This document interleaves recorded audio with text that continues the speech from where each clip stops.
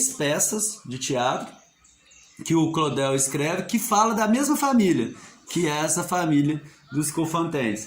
E é muito interessante porque, embora ela fale de 3 gerações bem distantes, assim, distantes no sentido assim, fala de uma geração, depois fala de 20 anos depois, né, depois uns 30 anos depois, que eles vão, que o Claudel vai situando a obra dele, né?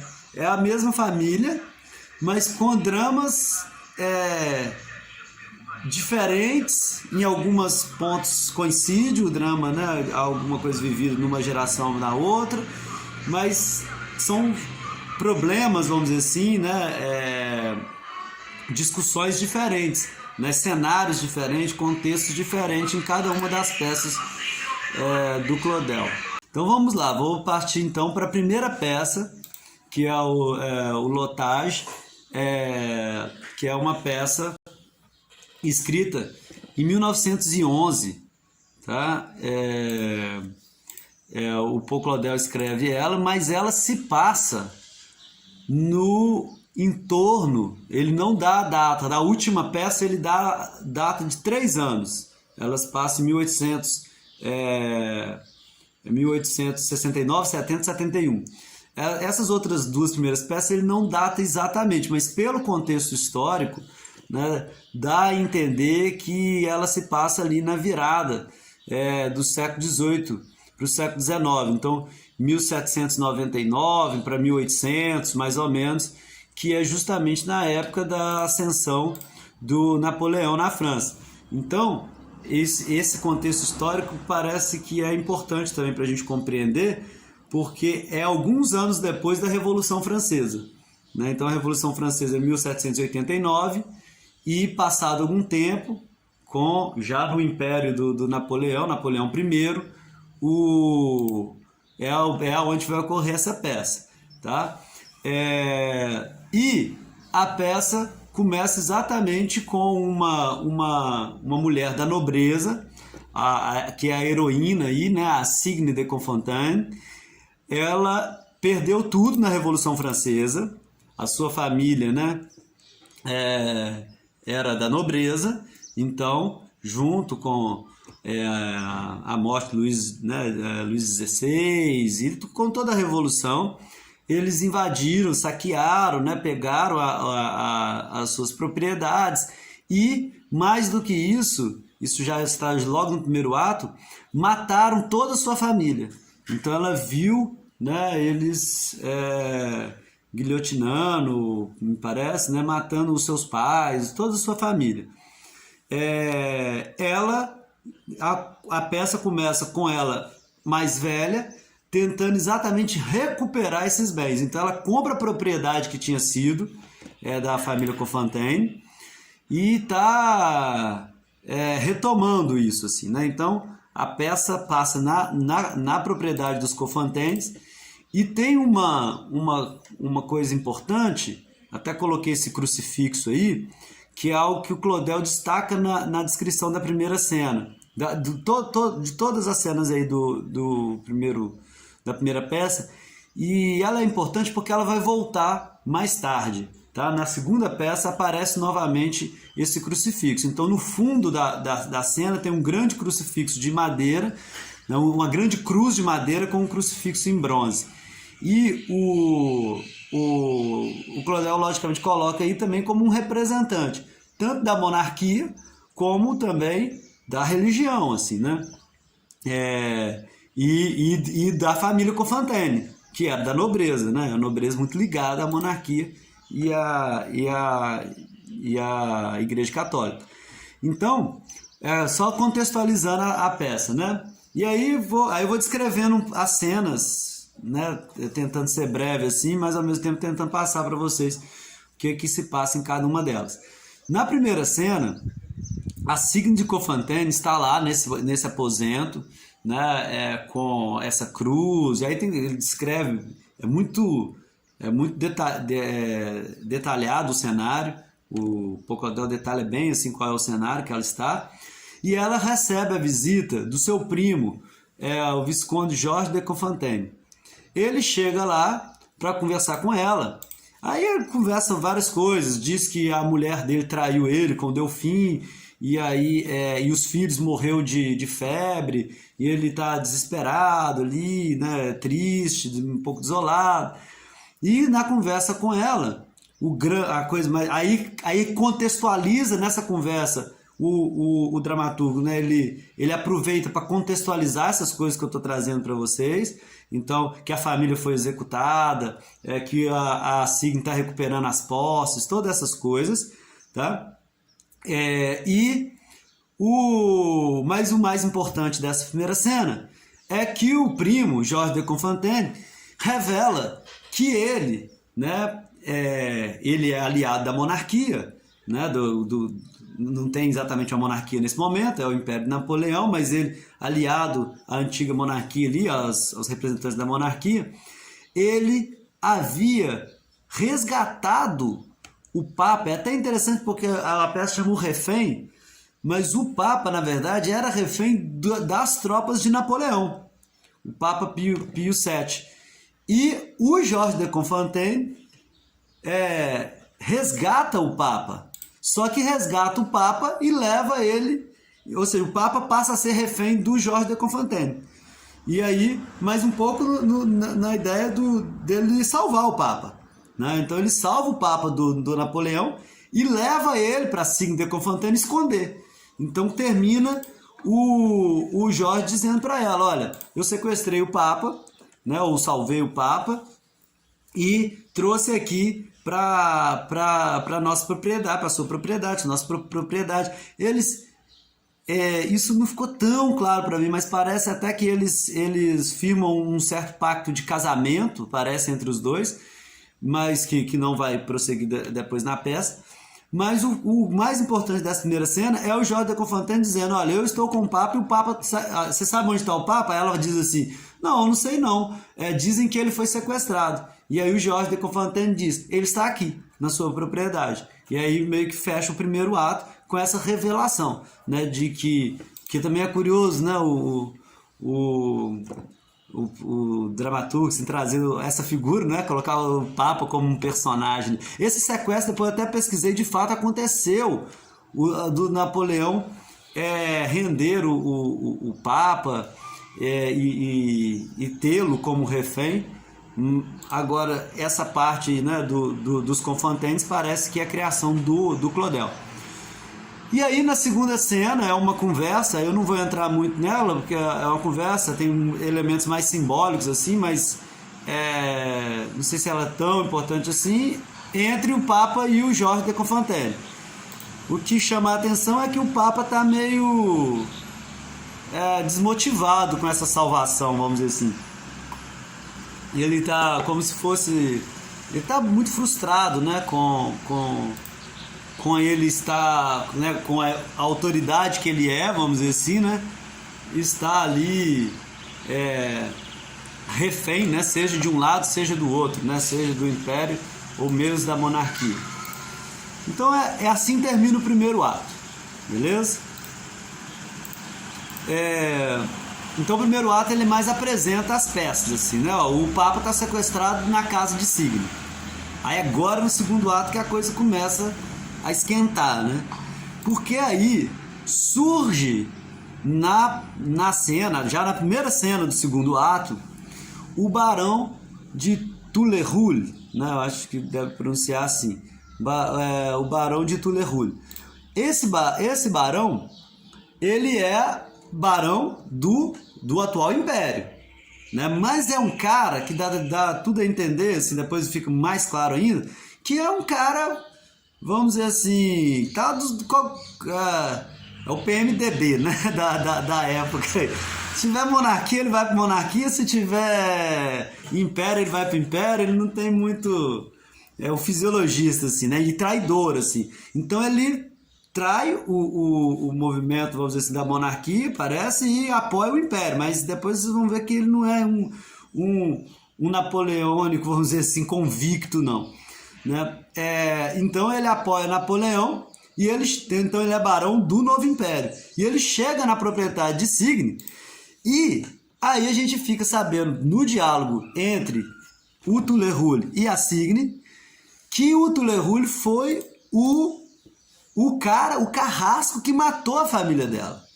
Tá? Então, inclusive, ela chama ele aí de Le Boucher, o açougueiro, né? O carniceiro, o açougueiro, né? O açougueiro de 93.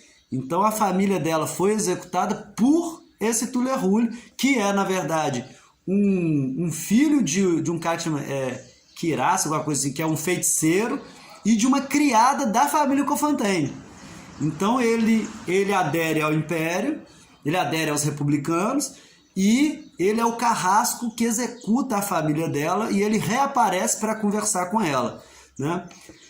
E ela fica, logicamente, incomodada de conversar com o carrasco, esse monstro, né? Com esse carniceiro de 93, ela chama assim, né? O açougueiro de 93, e é de na verdade 1700, é 1793, então, e ela tá lá com raiva dele e tal, e para piorar as coisas, ele, em busca de um nome mais nobre, porque Tulerhul não era o nome da nobreza, ele propõe ela em casamento, né?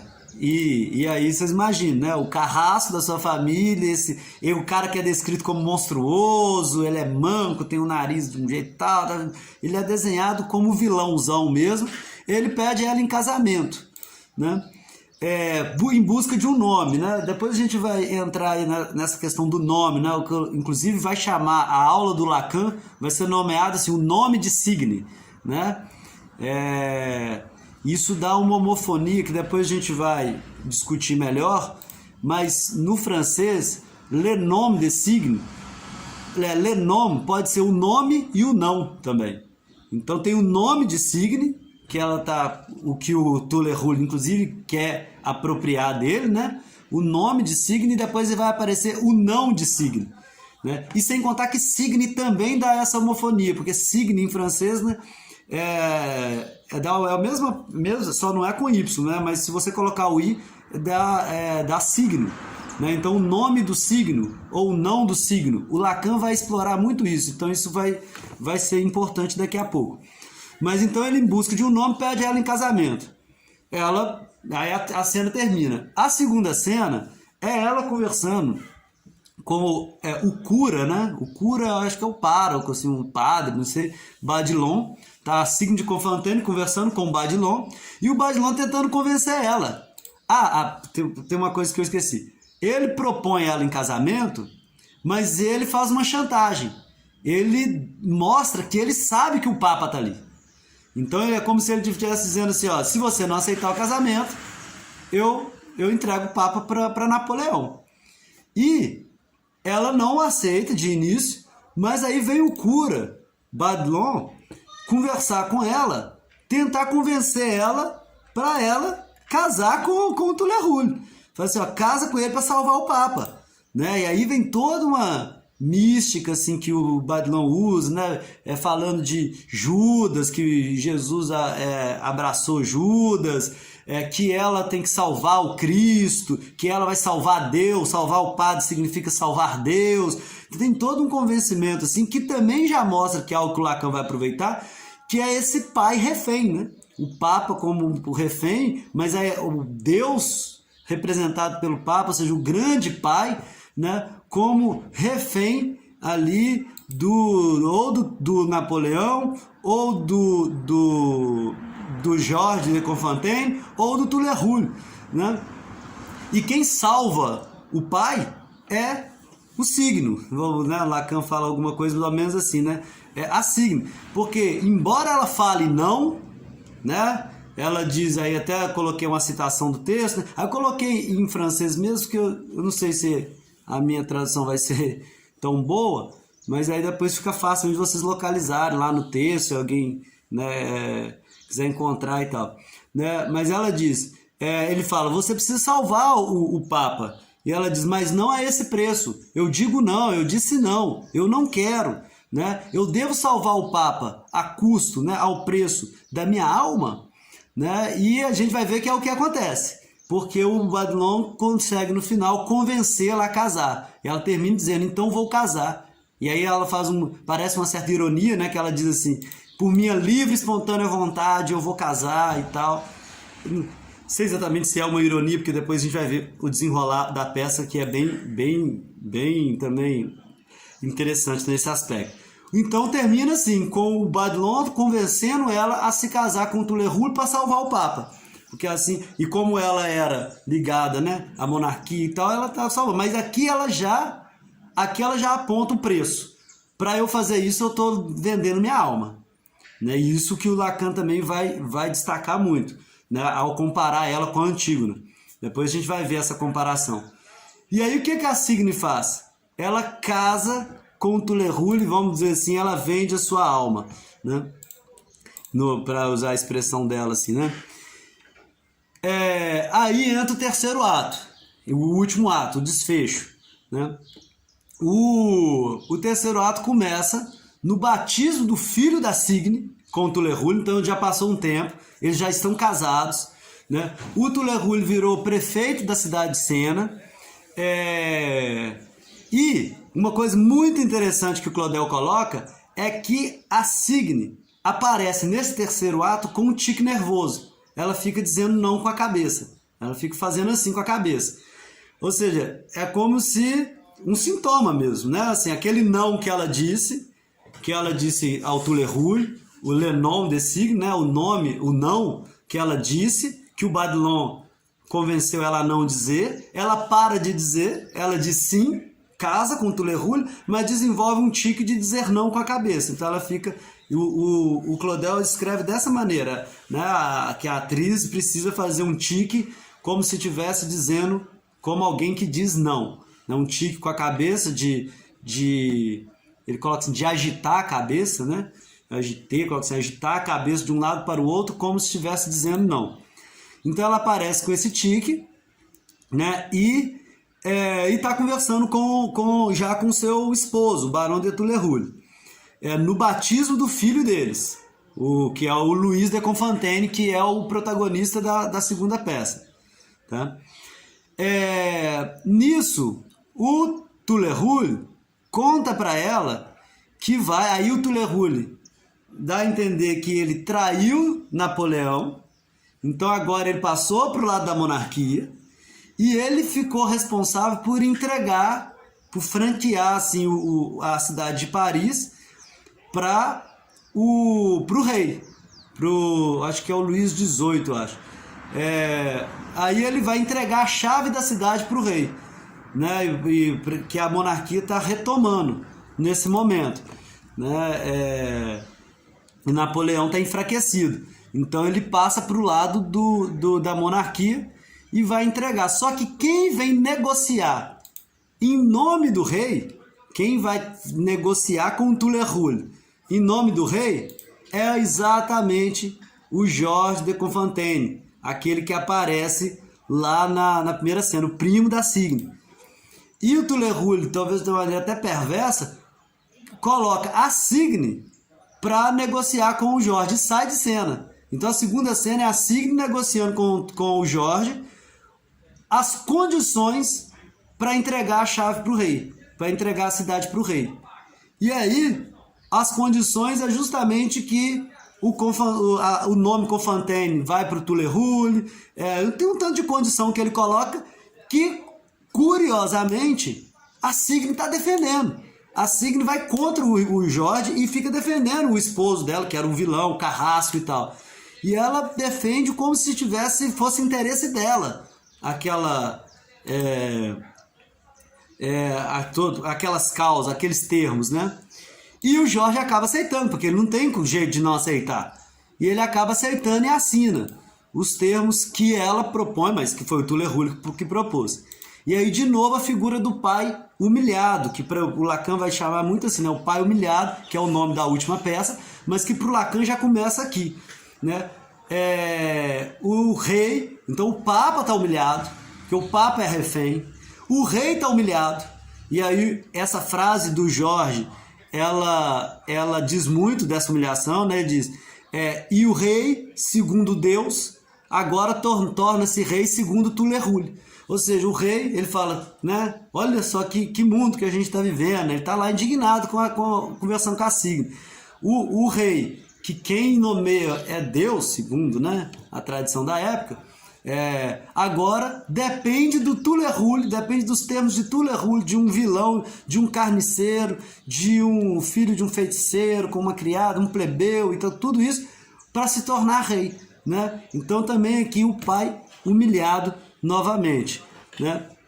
Então o Jorge assina o termo e faz que vai embora, só que como, né, o Lacan disse até como previsível, o Tulerhul já esperava uma ofensiva do Jorge. Então, antes de ir embora, o Jorge tenta matar o Tulerhul com um tiro. E o Tulerhul já estava ciente disso, ele sabia que o Jorge ia tentar matar ele, e ele também mata. Então, dá um tiro simultâneo, os dois atiram simultaneamente. O Jorge dá um tiro, o Tulerhul dá outro. E aí é o ato mais inexplicável, vamos dizer assim, mais curioso de toda a peça. A Signe de Constantin se joga na frente do marido, na frente do Tulerhul, para salvar a vida dele, né? Então ela sacrifica, aí a gente vê assim, de fato ela vendeu a alma dela, né? Porque o Jorge não consegue convencer ela com as palavras, passar pro lado dele, e mais do que isso, ela sacrifica a própria vida se jogando na frente do Tulerhul, né? E leva o tiro. O Jorge morre porque levou o tiro, o Tulerhul não leva o tiro, porque quem levou foi a Signe, e aí o Claudel apresenta pra gente dois finais, tá? Um final é a Signe conversando com o Badlon, confessando lá com ele antes de morrer, e aí na hora que o Tulerhul chega ela morre, e aí no final chega o rei e nomeia o Tulerhul conde, ele passa a ser o conde de Constantin. E tem um outro final que não tem o Badlon estava para chegar mas não chegou, que é a Signe e o Tulerhul conversando, e a Signe só falando não, o Tulerhul tentando entender o ato dela, perguntando por que você fez isso, por que você me salvou, né? E ela faz não, e fica calada, um silêncio. Ele fala para ela ver o filho, tem alguma coisa assim. O Louis, ela fala não também. Aí é só isso que o Lacan chama le nom de Signe, o não de Signe, esse vazio que apaga ela e ela morre, tá? Aí termina a peça. A segunda peça chama o Pão Duro, e ela fala o seguinte: a segunda peça começa com já passou um tempo, passou cerca de 20 anos, então isso é lá para o volta de 1820 e poucos, mais ou menos, tá? O Tulerhul, ele virou conde, então agora a gente viu isso no final lá, ele é o conde de Constantin, ou seja, ele apaga o nome dele, né? O nome dele agora passa a ser Constantin. E o Louis, o filho dele, Louis de Constantin, está para a Argélia, tá?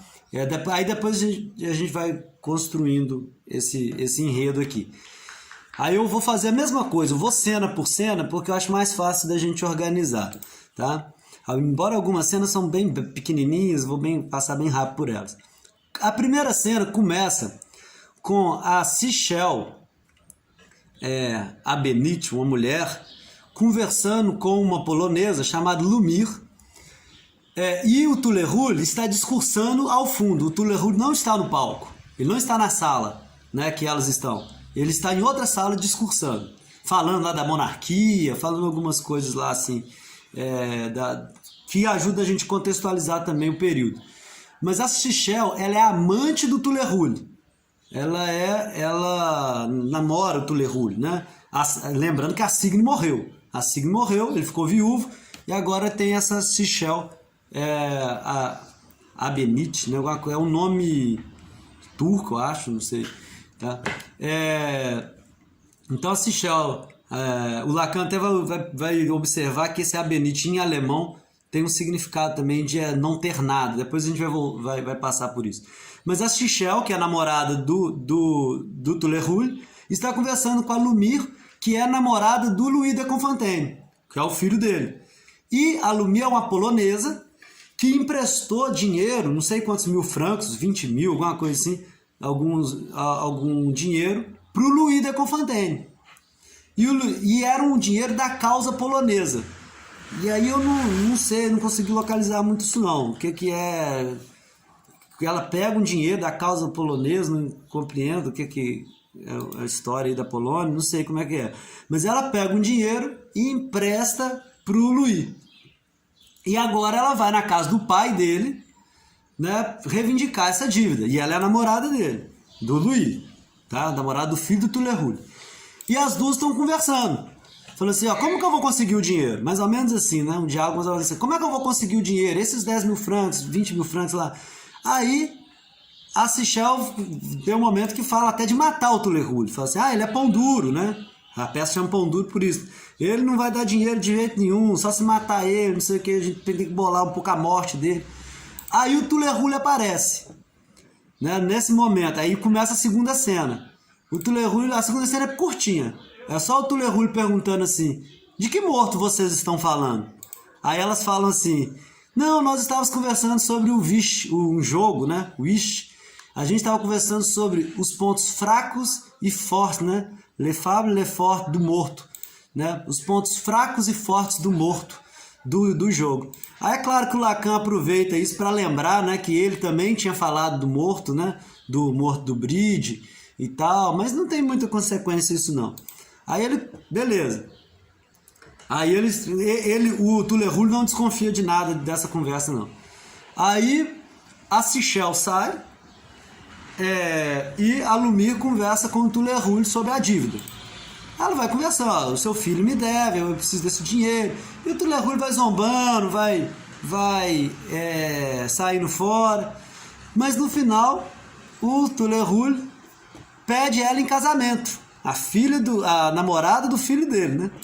Vocês viram que espécie de sujeito, né? Ele fala assim, então, né, vamos resolver isso casando, né? Como se fosse assim, eu não vou te dar esse dinheiro, mas de repente a gente casa e tal.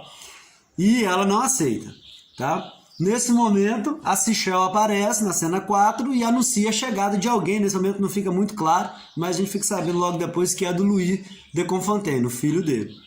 Aí a Lumir sai para encontrar o Louis e o Tulerul fica com a Sichel. E nesse diálogo, o Tulerul já coloca o medo dele de ser morto pelo filho. Né? Ele pergunta a Sichel um momento assim, Sichel, né, você pensa que ele quer me matar? Você acha que ele quer me matar? Né? O Louis quer me matar? E, inclusive a gente fica sabendo depois que a Sichel convence o Tulerul a colocar toda a herança para ela, a dar toda a herança para a própria Sichel, pro Louis não ter motivo para matar ele, porque o Louis pode querer dinheiro e vai querer te matar.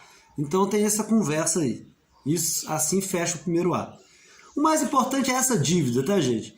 Tem uma dívida que o pão duro, Tulerul, não quer pagar. A dívida do filho dele. Né?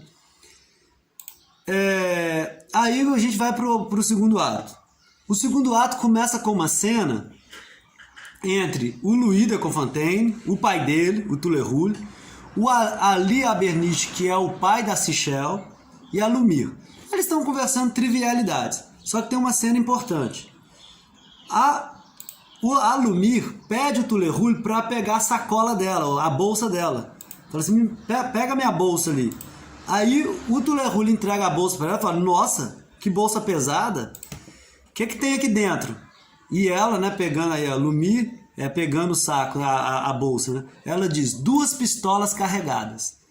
Aí não dá para entender se ela falou isso como em tom de brincadeira ou não, porque né, ela diz isso, fala assim, ó, nessa bolsa tem 2 pistolas.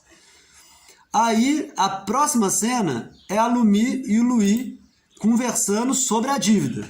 De novo, a Lumir está querendo de qualquer jeito o dinheiro dela aí, né, que é o dinheiro da causa polonesa. Aí o Louis fala com ela, né, tipo, só se eu matar meu pai, tipo assim, né? E ela fala, mas você é um covarde, você não mata, você não tem coragem de matar seu pai. Mas eu tenho um plano. E aí a Lumir fala o plano dela. Qual que é o plano dela? Ela vai dar 2 armas pro Louis. Uma carregada e outra com tiro de festim. O seu pai vai receber um dinheiro do pai da Sichel, do Ali Abernish lá, um dinheiro tal dia.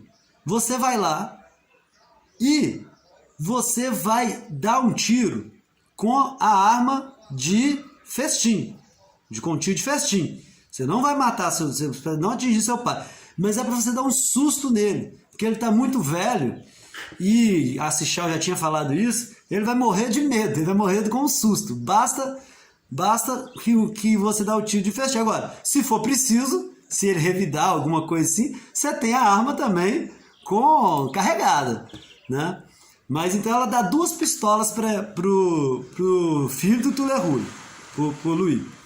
Aí o Luí vai lá, no momento em que o Tulerul recebe a grana lá do pai da Sichel, chega o Luí lá para conversar com ele.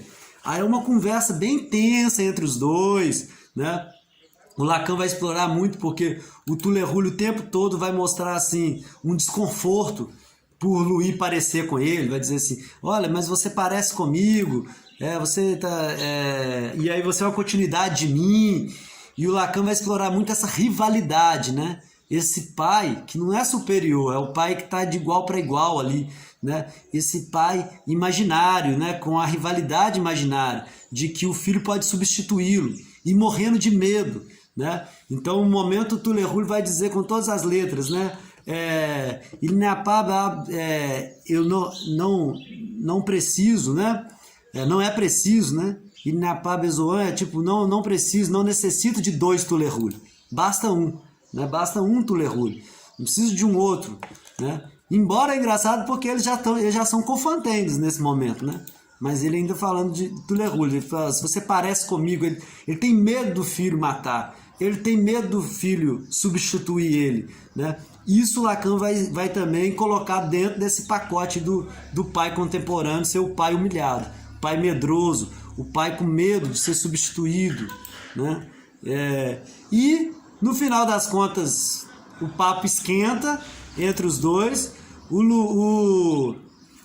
Luí fica nervoso e pega as pistolas, e em vez de dar só o tiro de festim, vai com as 2 pistolas para cima do Tulerul, mas erra o tiro. Ele erra o tiro das 2, tá? Mas o Tulerul morre de medo. Ele pensando que ia ser morto, ele morre do susto. O ato termina com a Lumir chegando e o Luí conversa com ela assim, ô Lumir, eu tô vendo aqui as 2 armas estavam carregadas. E ela dá um risinho assim, ela dá só um riso, mostrando que ela carregou as 2 armas, ou portanto, mesmo se ele acertasse o tiro com a arma de festim, ele mataria o pai e aí ele iria pro cadafalso. Ele fala, pô, então você não pensou em mim, né? Você colocou as 2, eu iria morrer, então, se eu ia ser preso, né? Se eu de fato ativo. Mas como ele morreu sem ser de tiro, né? Então deu para eles disfarçarem lá e tal. E aí vai pro 3º ato, né? Vamos lá. No 3º ato, começa com o Lumir e o Luí conversando sobre o dinheiro que ele pegou, o dinheiro da herança. Aí é um ponto mais trivial, assim. Vou passar mais rápido nessa cena. E na 2ª cena, que é a sequência da primeira, a Lumir fala com o Luí que vai voltar para a Polônia. E ele fica sem entender nada, né? Fala assim, pô, mas agora que a gente conseguiu o dinheiro, né? Vamos pagar a dívida, devolve o dinheiro para a causa polonesa e aí a gente vive junto e tal. Ela fala, não, meu lugar é lá na Polônia, mesmo que eu seja morta, eu vou para lá, mesmo que as pessoas me acham traidora lá porque ela pegou esse dinheiro e tal, eu vou devolver esse dinheiro e tal e vou para lá. E aí o Luí fala, e eu, né? Aí ela sugere assim, casa com a Sichel, com a amante do seu pai, né? A Lumir sugere então que o Luí casa com a Sichel. Aí a 3ª cena é exatamente a Sichel e o Luí conversando. E ele começa a falar, a xingar ela, porque ela fez o pai dele colocar toda a grana, toda a herança para ela. Então o Luí ficou sem nada, ele só pegou esse dinheiro que ele tinha que pagar a Lumir, né? Aí a Sichel vai e rasga o testamento, que daria toda a grana para ela e para o pai dela, na frente do Louis.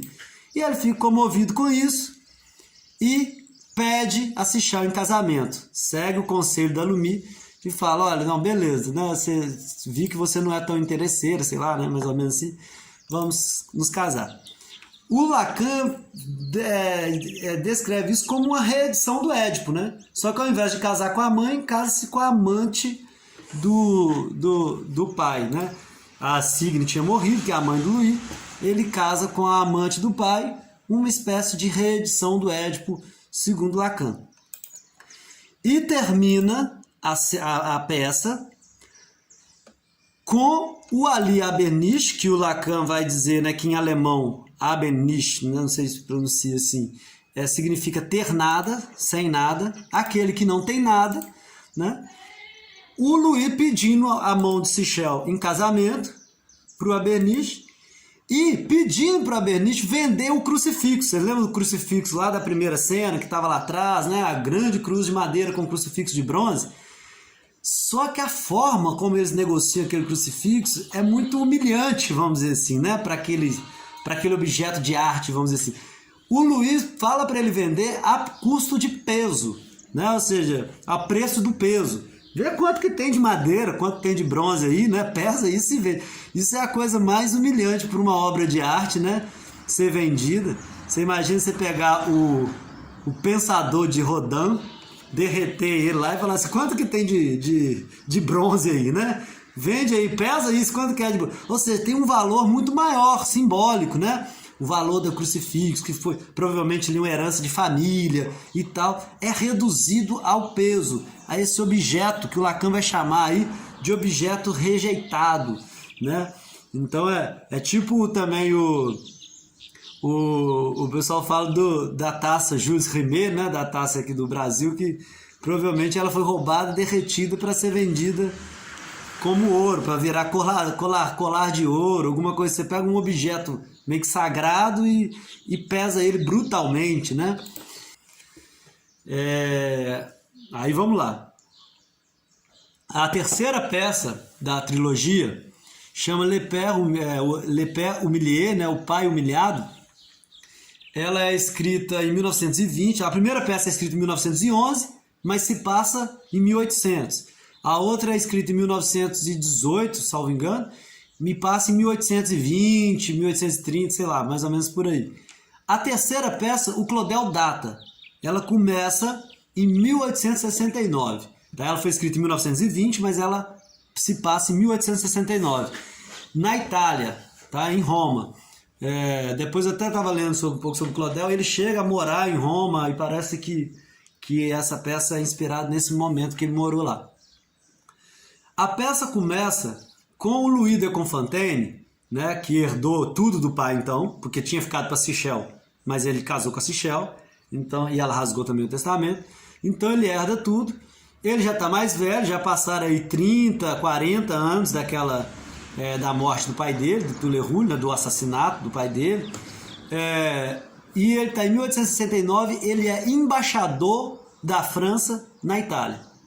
Tá? Então ele virou embaixador da França e está lá em Roma.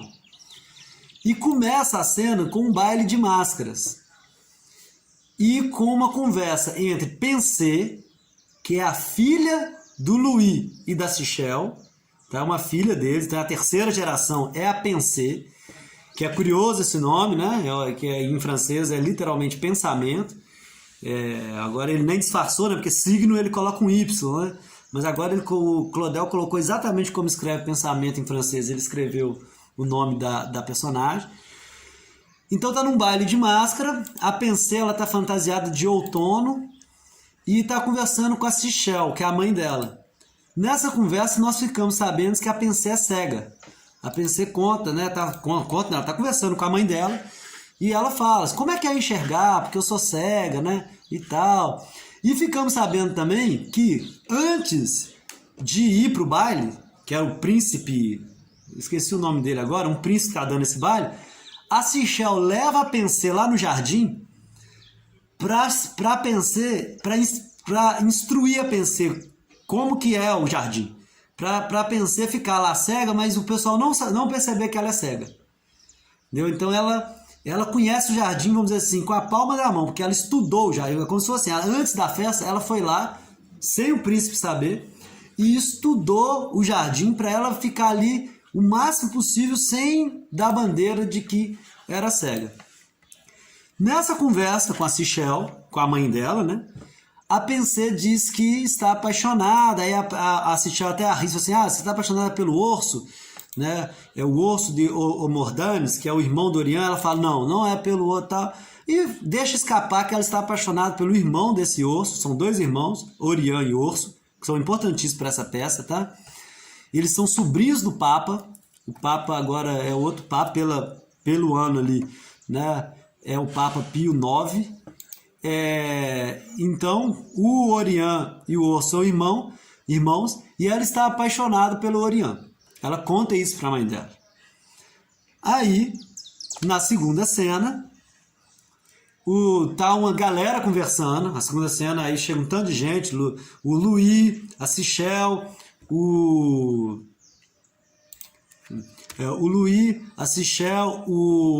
esse príncipe, que é o príncipe Vronsky, que tá dando a festa, a Lady Wu, uma galera. E os dois irmãos, Urso, Orion, e Clara, a Pensée. Tá todo mundo conversando. Aí essa Lady Wu, ela vê um anel no dedo do Orion, o Orion, não sei, e fala, olha que joia bonita. E ele fala, é uma joia de família. Eu chamo ela de a pedra que vê claramente, né? La pierre que voit clair, né? A pedra que vê claramente, né? Com essa, ela me ajuda a enxergar os caminhos que eu escolho, alguma coisa assim, né?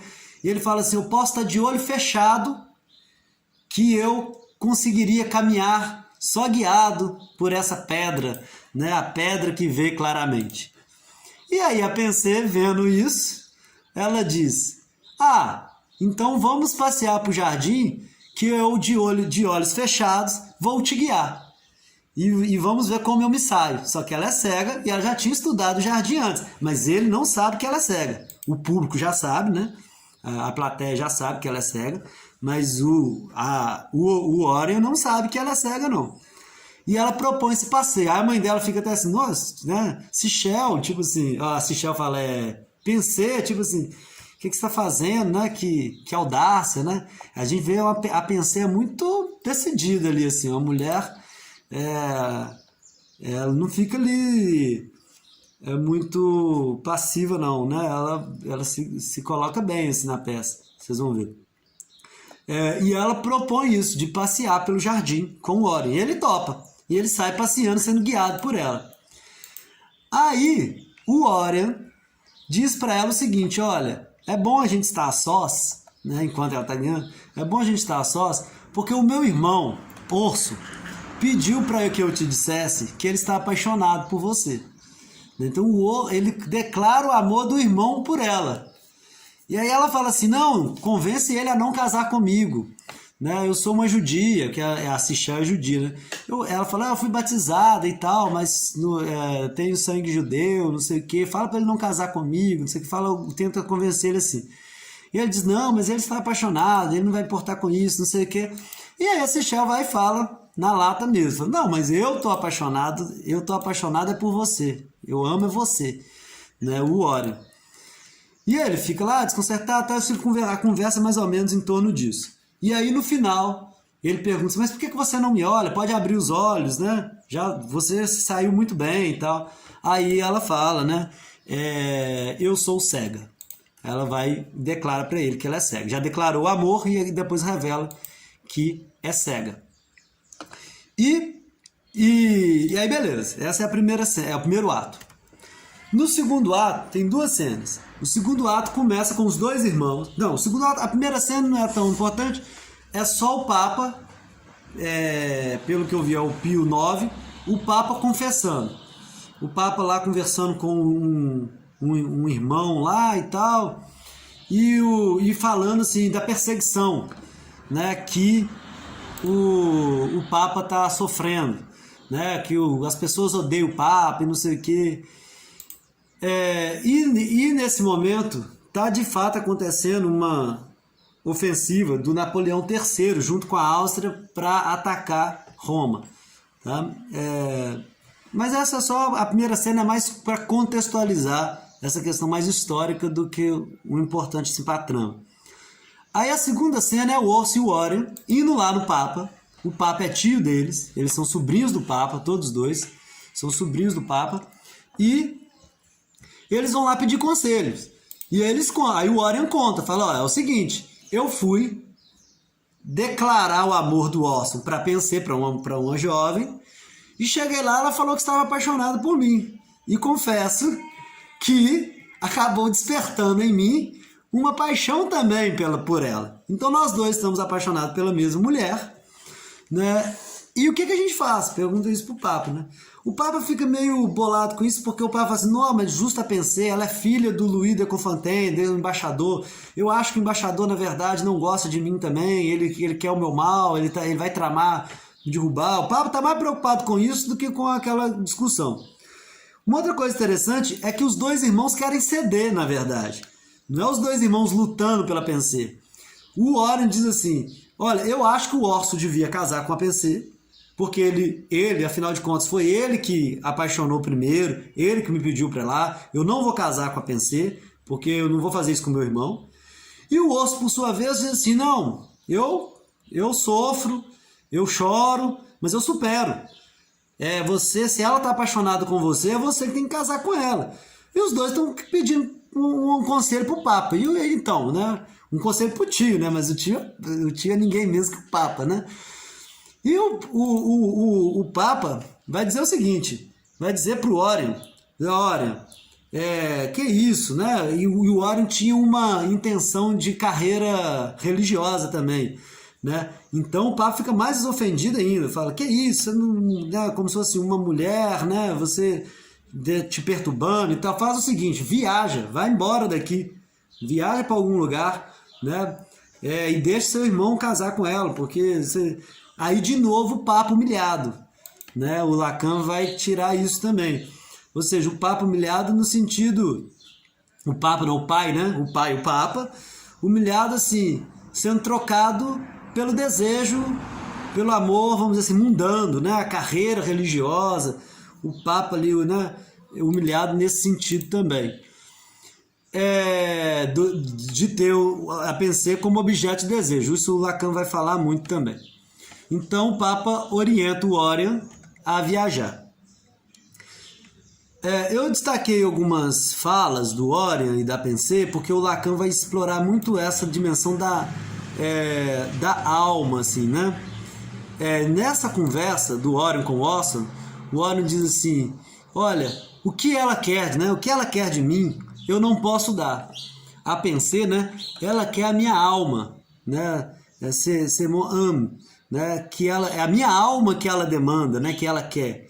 E eu não posso absolutamente dar a minha alma, já que eu mesmo, né? Moi mesmo não possuo. Eu mesmo não possuo minha alma. Então eu não posso dar a ela. Isso é interessante, porque isso vai dar gancho para o Lacan exatamente dizer assim, aí é que é o amor, não é? O Lacan não diz que o amar é dar o que não se tem? Então é muito interessante que apareça isso. Ele diz assim, ó, eu não tenho, a minha alma não é minha, e é isso que ela quer. E a gente vai ver que no final o Lacan vai dizer que é isso que o Orion vai dar. O Orion vai dar isso que ele não tem, a alma dele, a sua própria alma, né? E esse vai ser o amor do Orion pela Pensée. Mas nesse momento ele desiste, nesse momento ele viaja. Aí vem o segundo ato. O terceiro, né? O primeiro é a festa, o segundo é uma conversa com o Papa, e o terceiro começa a guerra. Aí não descreve muito bem, mas parece que é Napoleão, a Áustria invadindo, não sei exatamente o contexto assim, da guerra. Mas na guerra, o Orion e o Orson vão lutar. Eles vão para a guerra. E o Orson já prevê que, logicamente, né, que pode acontecer o pior, que um dos dois pode morrer, ou os dois podem morrer, né? Então o que o Orson faz? A gente descobre nesse momento que o Orson está noivo da Pensée, Mas o Orson, diante da guerra, ele combina um encontro do irmão dele, do Orion, com a Pensée. Ele arma esse encontro, sem o Orion saber. Fala, olha, trouxe a Pensée aqui para conversar com vocês, acho que vocês dois têm que conversar. E vai embora. E aí a Pensée se declara pro Orion e diz que ama ele, papapá e tal, né? Então a primeira cena é o Orson armando o encontro, a segunda cena é a Pensée dizendo a Orion, né, que ela ama ele e que ele não deveria ir para a guerra. E ele fala, mas você está querendo que eu deserte então? Né? E aí tem de novo um diálogo importante que o Lacan vai chamar esse encontro da Orion com a Pensée, né, como fusão de almas.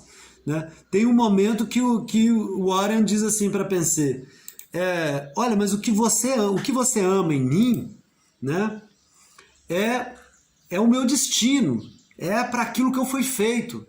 E aí ele usa essa frase aí, ele diz, ó, quando eu tiver isso, quando eu tiver como se fosse completado o destino, quando eu tiver feito aquilo para o que eu vim, né, e se for preciso eu morrer por isso, por essa causa, né, que é a causa dele lá, de defender o Papa e tal,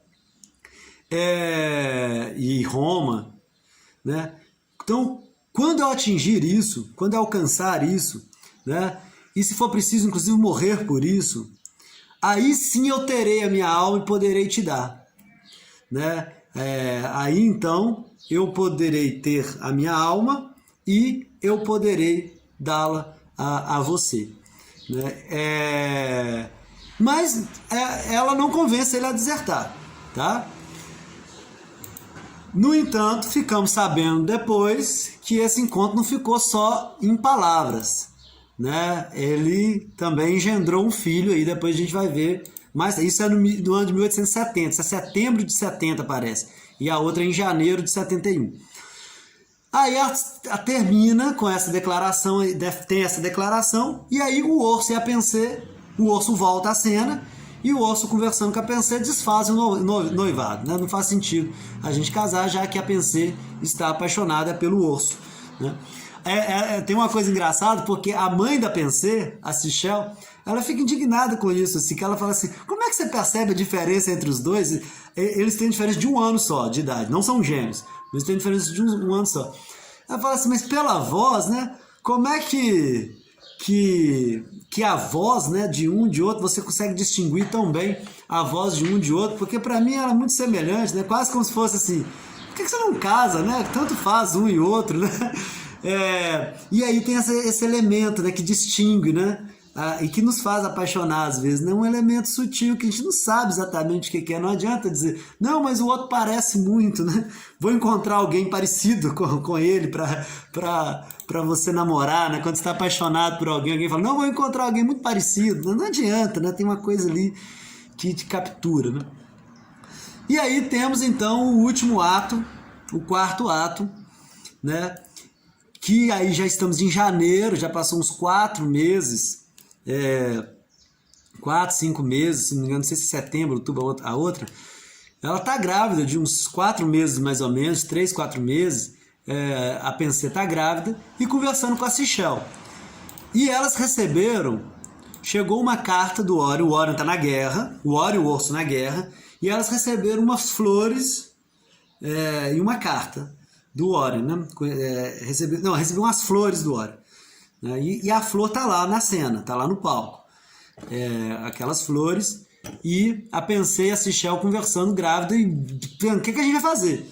Né? Porque toda aquela coisa de virgindade, de uma mulher engravidar sem estar casada, como é que vai contar isso pro Louis de Confontaine, que é o pai dela? Então eles dá a entender que elas vão esconder do Louis, estão conversando sobre isso. Tá?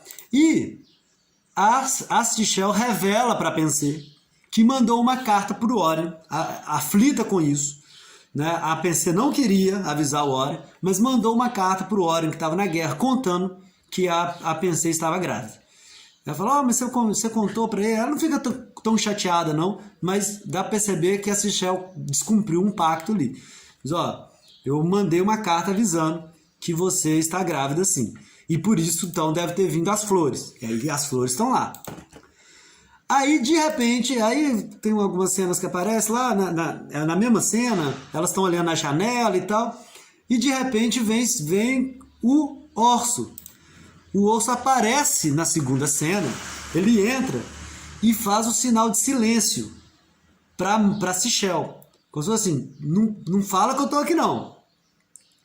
E aí ele começa a falar, tentando imitar a voz do irmão, do Orion. Porque a Pensée é cega, né? Então ele começa a se declarar para a Pensée, com a voz do irmão, como se fosse o irmão. E a Pensée acredita durante um tempo, mas depois, claro que ela saca, ela fala, peraí, tá estranha essa voz, por que então você não me abraça e tal? E aí ele diz que ama ela e papapá, papapá, mas fingindo-se de Orion, o Orso fingindo-se de Orion. E aí a Pensée desconfia, fala, olha, né, então me abraça e tal, não sei o quê. E o Orso não aguenta precisar muito tempo, fala, olha, mentira, eu sou o irmão, né? Eu não sou o meu irmão, eu sou o Orso. Mas tudo que eu te disse, toda declaração de amor que eu fiz, o meu irmão faria também. E aí, lógico que ela faria por quê, né? Fala, porque ele está morto, né? Ele morreu na guerra. E aí a Pensée entra em desespero, né? Tal, fica... Aí tem aquela cena assim, bem dramática, da Pensée descobrindo e fala, mas e você? Eu quero ver o corpo dele, eu quero abraçar o corpo dele uma última vez, sentir, né? Cadê o corpo? E ele fala, não deu para recuperar o corpo. Foi estralhaçado lá, não sei o que e tal. Mas eu recuperei a cabeça. Eu peguei a cabeça dele, coloquei dentro de um saco e fui com aquele peso todo na guerra lá e tal, mas consegui defender a cabeça. E ela pergunta, então aonde está a cabeça? Ele fala, a cabeça está enterrada nas flores que eu mandei essa manhã. Então naquelas flores que estão lá, né, no palco, na cena, né, estava enterrada na terra, né, das flores, a cabeça do cara. E aí a Pensée abraça o vaso de flor, e aí bem, né, trágico mesmo o final, abraça, sente o cheiro das flores, que é o cheiro também do amor dela, do Orion, não sei o quê. E termina com o Orso, ó, coloquei acordo entre Orion e Pensée, acordo entre Orso e Pensée. O Orso pedindo então a Pensée em casamento, diz, olha, o meu irmão, antes de morrer, falou que se acontecesse alguma coisa, era pra gente se casar, pro seu filho ter um nome. De novo a questão do le nom, né? O nome, né? Porque como se fosse assim, né? Ele não vai ter um nome, porque a mãe não é casada, e não sei o que, essas coisas da tradição. Aí, ele fala, vamos casar. E a Pensée recusa. Ela fala, não, eu não vou casar, porque eu amo o Orion e eu não vou casar. E ele se propõe um casamento, fala assim pra ela, olha, você é como se fosse, você não casou, mas é como se fosse esposa do meu irmão. Então, para mim, você é uma irmã. Então, a gente vai ter um casamento, vamos dizer assim, dá a entender, né? Casto. Eu vou ser para você como um irmão. É só para arranjar a mesma questão do filho. Aí a Pensée topa. A Pensée fala, não, assim eu topo, né? E aí o Lacan vai se aproveitar disso também, de dizer assim, olha, ali onde há fusão de almas, algo do corpo sai. Né? Ou seja, o prazer, o gozo corporal ali, alguma coisa, vamos dizer assim, do campo mais do corpo mesmo, né? É sacrificado, né? Em nome dessa fusão de almas. Né? Então, e a Pensée nesse momento, ela até fala, entre a alma e o corpo que o faz, né? Entre a alma e o corpo que o faz, alguma coisa assim, né? Há um tal vínculo, um tal laço, que a morte mesmo não é inteiramente poderosa para dissolver, né? Para desfazer. Aonde quer que esteja essa pobre alma. Né? Então, onde quer que esteja a pobre alma do Orion, né? Ou seja, a ligação dela com o Orion não é corporal, acho que isso que ela está querendo dizer, né? Entre o corpo e a alma, né? Há um laço, né? Que nem a morte pode separar. né? Então, onde que tiver a alma do osso, onde essa pobre alma está, a minha alma está ligada à alma do Orion, né? A minha alma está ligada à alma dele. Então, a gente pode casar aqui para ajeitar aqui para o filho e tal, mas não vai ter, ter um sacrifício aí do corpo. Então, tem alguma coisa nessa dimensão que parece que o Lacan vai aproveitar. Bom, e aí a gente conclui então a terceira geração. Aí termina a peça, tá? A peça termina com ela acordando esse casamento casto com o urso, com o irmão do cara que ela é apaixonada. Então, essa é a terceira geração, que é a geração Apenseira. Então, a gente tem 3 gerações: a Signe de Confontaine, Louis de Confontaine e a Pensée de Confontaine.